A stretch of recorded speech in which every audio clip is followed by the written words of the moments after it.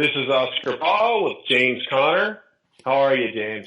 I'm good. How are you doing there in the Bay Area? I think you are for the day or something. No, I'm not in the Bay Area. I'm in the Sierra Nevada. Okay, Sierra Nevada. Cool. Good. Good weather. Good mountains. Nice. We have some we have some fires, a lot of them with all the fuel on the ground, but you can still see a few half snowy peaks because we had so much snow this year. But we're here to talk about the news this week, news and events, a few stories that we want to highlight.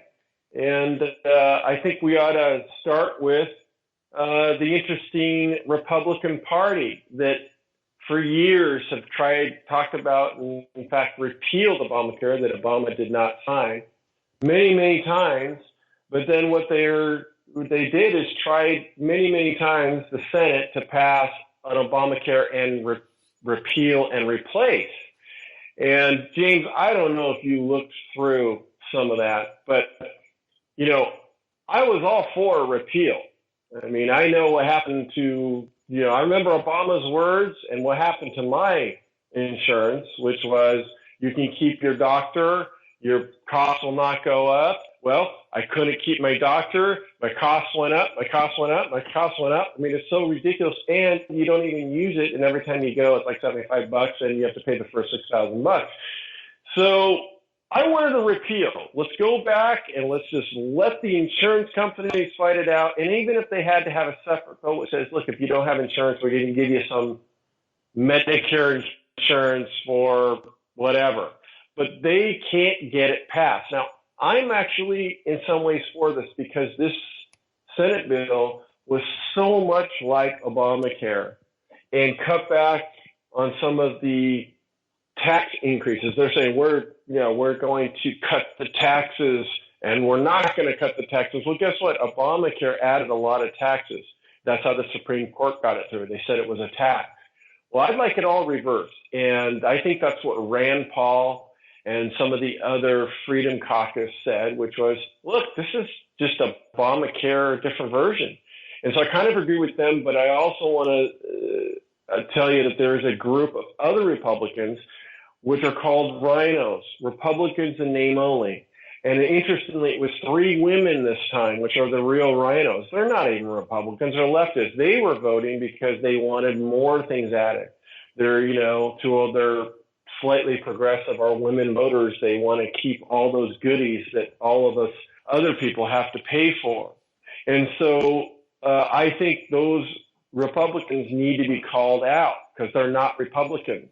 They're more like progressive Republicans or even conservative Democrats. And I think that's what needs to be called out. What do you think, James? Well, so it's pretty amazing I wonder what people at home are thinking. For 7 years they hear about repeal, repeal, repeal, and then it gets like a switch and bait, and then we're going to put some big bill through written by the insurance companies. Didn't seem like it's much better. And you have to wonder how many, Rand Paul, I think he's a great guy, but I wonder how many of these people are corrupt or really on the payroll of big pharma, and they just get the word that, like, if you vote for some kind of repeal, you will never get elected again. We will, use the money we give to you against you. Quiet threats in the hallway. I have no idea, but it seems for any outsider just ridiculous that this did not happen. And in a way, I think Trump has, as a negotiator would, he pulls the, well, I'm ready to walk away from it. And it's a disaster, so it's going to crumble. It's a way to shore up votes. I'm hoping Rand Paul is able to cobble something together because he's also a doctor and he seems to have a good idea about what should be done and what could be done.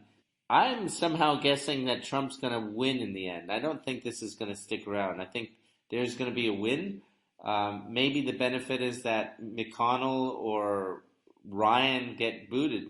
Maybe it's the excuse that Trump needed because he can't fire them.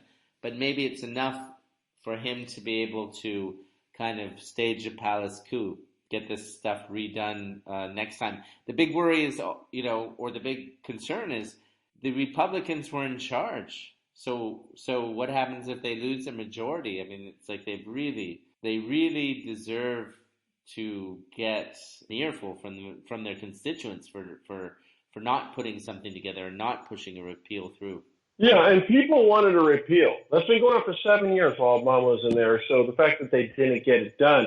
Now, if you go back and you look, and they're still on YouTube, the Congress people, I forget which congressman and congresswoman did this, but they were gushing and thanking a particular woman, and I forget her name too, who quit her job at WellPoint, which is one of the huge healthcare insurance, basically was the one who basically put this together and wrote that Obamacare. So the insurance companies wrote that bill in essence. Now they're losing money in a few markets, so they're getting out of certain markets. I am sure they're in charge, and I'm sure they're saying to their guys, you don't replace this with something that lines our pockets. We're going to put lots of money on the other guy. This is how America works with its, political democracy. So I have a feeling that there is a lot of that going on. I want a repeal, and I think Ann Coulter said it, which is and that was great. And in America we have, car insurance is pretty reasonably priced. It's advertised on TV and everything. Warren Buffett owns one, and he's got the mascot is this little green gecko. And she says, I want geckos advertising on TV insurance and competing with each other for my health insurance. I want it to come down and act like car insurance. And I think that's how it should be. And, when you go get insurance now, I have to pay for care that I don't even have. I have to pay for pregnancy care. Well, I'm a male. I don't need any pregnant. I can't get pregnant. Apparently some males can now. But, I have to pay for children's vision care. Well, I'm not a child and I don't have vision care. So, the ridiculous things they made up with these things to get these fat insurance policies, which don't really pay for anything. People want to get rid of it. The majority of people want to get rid of it. The problem is the transition. It will be a bit of a hiccup. So they should have put in some transition period, some transition bill. And, Obamacare should have never shown up anyway, because it should have the poor folks that can't afford insurance should have gone to the state systems called Medicare. So I think you're right. Trump may win in the end. The problem is he's got to get the trumpet and say, hey, this is the Democrats. We tried, but, there were some disagreements. But this is the Democrats' plan. This is what they did. This is their bill. He's got to keep repeating that and then maybe get something done. And hopefully the Republicans don't lose in 2018. However, that's on to the next story. State of the Democrats. Do they have a chance, James, to overcome anything when all they yell is impeach and 25th Amendment and Russia, Russia, Russia, Russia? It's pretty funny. So Glenn Greenwald, we posted up an article from Glenn Greenwald. He's talking about the state of the Democrats colluding with the neocons. On the other side, the Democrats themselves, no message. So normally a midterm election is a good chance for a party to have a boost. And yet the Republicans, no, I think Trump's doing a good job. But Congress, it's pretty woeful. And yet at the same time, the Democrats, they are doing nothing except yelling Russia, Russia, Russia. And now they're trying this line of impeaching Trump, the 25th Amendment, for being insane. And it really seems like a Hail Mary to me. Maybe they're thinking they're trying to build up this kind of meme that, he's imbalanced. But I think Trump as president, he doesn't seem imbalanced. He seems like a executive. I'd like him to focus more on repealing Obamacare than pushing some ridiculous scheme put through by the insurance companies. So not everything's perfect, but he's doing a lot that's good. And more than anything, he seems reasonable. He goes around the world. He confronts leaders. He has conversations with leaders. It seems to be going pretty well on a lot of fronts. I don't see how they can imagine that they're going to get away with it. I don't know. Do they think they have inside information, or are they just living in a bubble or a vacuum? Just to remind people, as it is right now, the Democrats lost the House, the Senate, the presidency, and their chance ultimately at balance in the Supreme Court. But also the state houses, they have now 20 out of 50 state houses. Their Republicans have so many state houses that they're in a position to call a constitutional convention. The Democrats have really shot themselves in the foot they don't look like they're really doing anything about it. They're just saying Russia, Russia, Russia. What do you think about that? Russia, Russia, Russia. Yeah, I've heard there's a Russian spy under every rock in the mountains here. There's a Russian spy overhead. There's a Russian everywhere. It's got to be a song. Someone has to write a song about that. But look, it's not just the Democrats. The Republicans are a mess too. And if you look at, history, the fact is when there's so much dissatisfaction with both parties, and there is in this country, that you have a rise of a third party. And I'm going to suggest that Donald Trump is in fact the rise potentially of that third party. He just went under the Republican nameplate. He is more conservative than a lot of them. He's more liberal than some of them. But he's like a third party. That's why so many Republicans are not defending him and fight him, especially the neocons, the McCains and his little buddy, Lindsey Graham. But, I say that they're both in serious trouble. However, the Democrats have done so much more ridiculous things that they're in worse shape. People are sick and tired of how to be told how to think, how to talk, that government knows better, that give me taxes so I can take care of you. It's for the children. I think people are really just starting to get sick of it. Not to mention the middle class has gone nowhere for 20 years, and it's almost dying in America. You can look at retail sales and stuff except for Amazon. It's kind of a disaster outside the bubble coast in a lot of ways.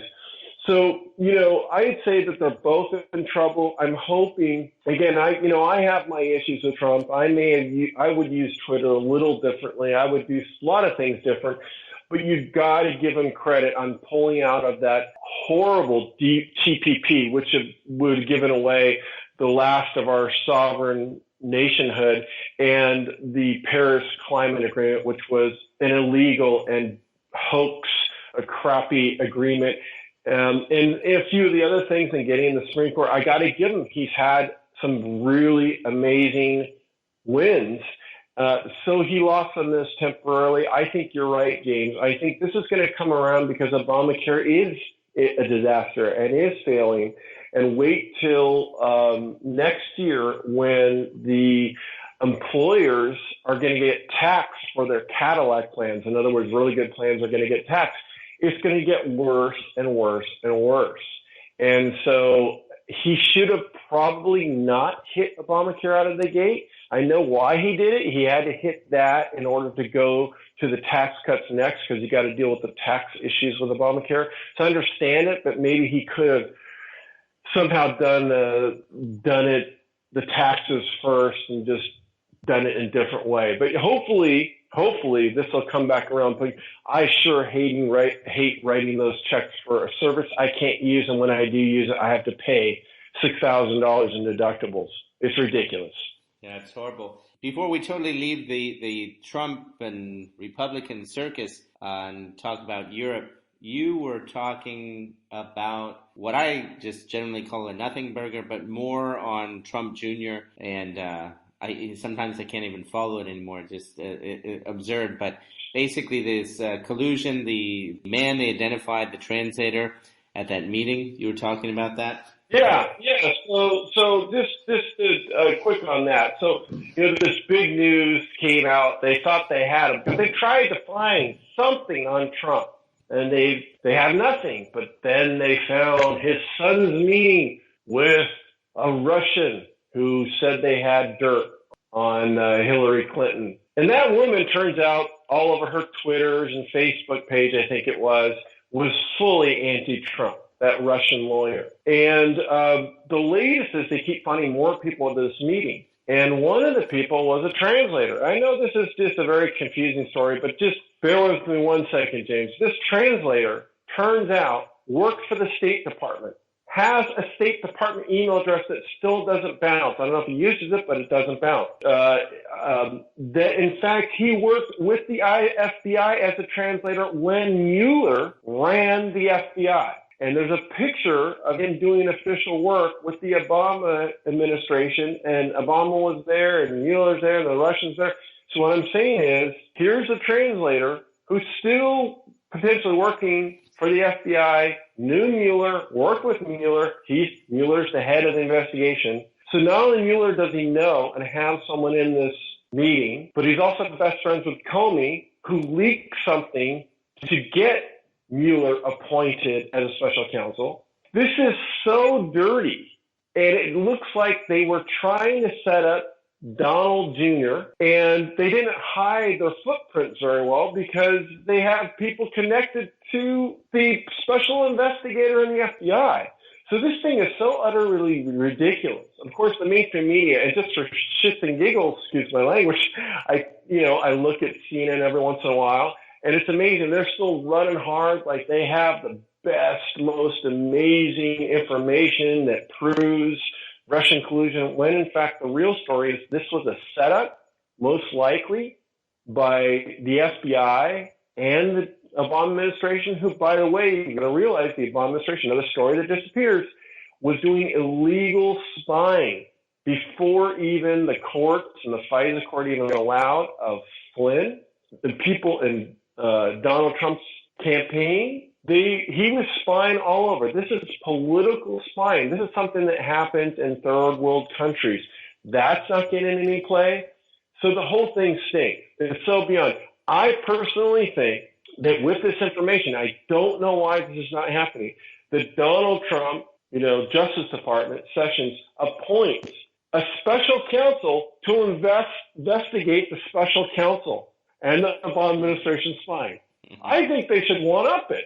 I mean, maybe they know someone going because they really are trying to get rid of Trump. So I would say that we need a special counsel to investigate the special counsel. What do you think, James? I think that'd be funny, if nothing else. I don't know what the ins and outs of all those special counsels are, but it's just such a joke. All the collusion, it's amazing. I will say, James, one last thing on that. Fox News finally called it out. It was on the Hannity show.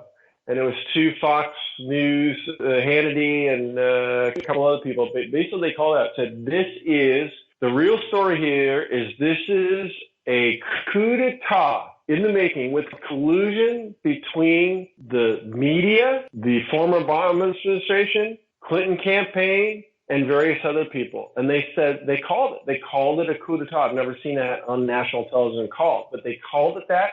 And they said the real crime here is the collusion between the leaking, the media, and all these other folks. So I was pretty impressed that on Hannity's show that was called out. What's amazing is that CNN, after they get caught red-handed, saying it's a nothing burger, saying that there's nothing going on, we're just doing this for ratings, and they're still doing it. It's hilarious. I'll mention also on Connor Post, the InfoWars just had their winner for the best meme of CNN, Trump battling CNN. It's pretty funny. You should check it out. On to basically Europe. In a way, this week I feel like there was less going on. There's some statements here and there. Merkel in particular, she said she will basically admit to no upper limit on migration. And it's amazing. She's a woman who has done more than any single person maybe in history to destroy Germany and maybe Europe. What she's done, the whole question is whether it can be reversed, because she's set things in motion that will just have an incredible effect. All the people who will get killed, all the people who will get raped, all the people who will be dislocated or feel unsafe in their neighborhoods, all the people who will go from living in idyllic small German towns to towns where they're worried about going out at night or having their children come home safely, and people can't go to a rock concert anymore. Kid wants to go to an Ariana Grande concert. Not that I know really Ariana Grande, but basically a teeny bopper concert. Instead of worrying about the normal things like, don't come home late, you're really worried about whether your child will be assassinated just for being at a teeny concert. It's incredible. It's completely out of control. So that in itself, that was a small bit of news. Amazing. And then coupled with that, I guess Italy's talking about, giving everyone visas and sending them north because they can't handle the constant amount of people that are landing on the shores. And so they don't know what to do. Germany is again threatening Poland, Hungary, Czechoslovakia to bend the knee basically and accept migrants, which is also ridiculous because Poland has actually accepted a huge number of migrants, but from the Ukraine. It seems like Merkel wants more diversity. And diversity is really ultimately a code word for just replacement of whites or pushing a multiracial society with all that entails. Yeah, James, I heard that too. That Poland has accepted 1 million plus Ukrainian refugees, and Poland, as a percentage of population, they've accepted more refugees than anybody else, including Germany, in a recent, 5-year stint. So Poland has done their part, and I hope they stick by it. As far as Merkel, I mean, I call it cultural suicide because the Germans don't wake up. But if they don't have the news, if they are against it or write anything against it, people show up at their house, so they have this full thing under control. So that no one can, basically fight this stuff. I don't know why they're still voting for Merkel, but I call it cultural murder. I mean, Merkel is murdering Germany, and that is not melodramatic. If you look, again, I've mentioned this before, at the demographics of the 20 to 30-year-olds, so basically that's 40 years ahead. How many 20 to 30-year-olds now, immigrants, if you include the Turks, equal Germans. So in one generation, you've changed it. Now, why is that? Well, is that good? Is that bad? I mean, sure, okay, that could be fun experiment for a city, but you're talking about the entire German nation that is going to change dramatically because they are going to be a minority eventually in their own country, as Sweden will before them. And it's just, I think that any culture, give it, Chinese, Japanese, Nigerian, have a right to like their culture, protect their culture, and, live the way they want in their culture. And just because Europeans are Caucasian does not mean that they don't have that same right. Okay? Japan has decided to have the population drop dramatically. They sell more adult diapers than baby diapers because they decided not to take in so many immigrants because they love their Japanese culture and they want to keep it. That's their choice. And it should be Germany's choice. Instead, they have all these control features, control the media, arrest people to write stuff that we think, we should do something about this migration, maybe tone it down. Well, people show up at their doors. This is utterly ridiculous. It's maddening. And this woman is going to win again. If you look what's going on in South Africa right now, I am really afraid for the Afrikaners because now the leader of South Africa is talking about taking away the last few farms or some more without even paying them. The Afrikaners are getting killed and all this other stuff. And, they're a minority. Now, what happens in the few countries in Europe and eventually the United States where a certain group that formed those countries are minorities? You think it's going to be all peace and simpatico? I don't think so. I think you can see from the militant social justice lawyers that demand that we men should just hide in closets and not say anything and keep our legs close together on trains. It's going to get much worse once these people outnumber the former majority European Americans and Europeans. So, as far as Italy, real quick comment on that, I saw some positive news on that, which was there's a private group of people going out on boats, and instead of calling the Italian Coast Guard to save these people off these little boats, they're calling the Libyan Coast Guard, and the Libyan Coast Guard is coming, picking them up and putting them back. Now, as far as the big boats that Soros and other NGOs are paying for, that's going to be harder to deal with. So the Italian government can't do anything because of their limitations, but private groups are going out there. This was on Lauren Southern, the Canadian woman at Rebel Media. She was interviewing the guys running this organization. So, Europeans are starting to fight back. Yeah, what's incredible about that is sometimes you think like, oh, well, what could one small group do?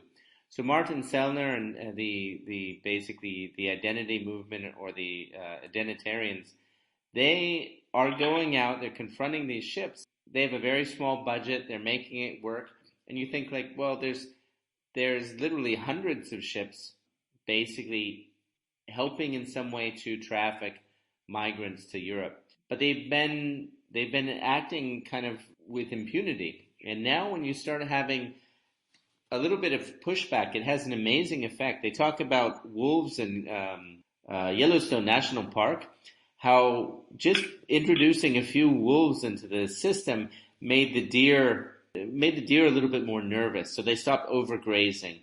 And then it started changing the whole ecosystem and the way the river flowed. And basically, as small as the introduction of, you'd think, 4 wolves or 8 wolves into something as big as Yellowstone Park, it has a huge effect. And so now these groups that have been acting with impunity, well, they're breaking the law, but no one's calling them on it. So something like that can have a huge effect. And Martin Sellner, he does some great interviews in English. Yeah, they're incredible. And then Lauren Southern, fantastic, out there on the ships, out there in the muck, reporting. Yeah, good, a great positive story. I like to end it on that, James. That is a very positive story. But when you see that nobody, no governments, no anybody was stopping these huge ships filled with economic migrants that will probably never get jobs but do illegal things or live off government welfare. I mean, massive shit. You see that someone is trying to push back on it, a citizen group. That just makes me all warm and fuzzy. Yeah, so good. Then good talking about the week's news. Excellent, James. Thank you.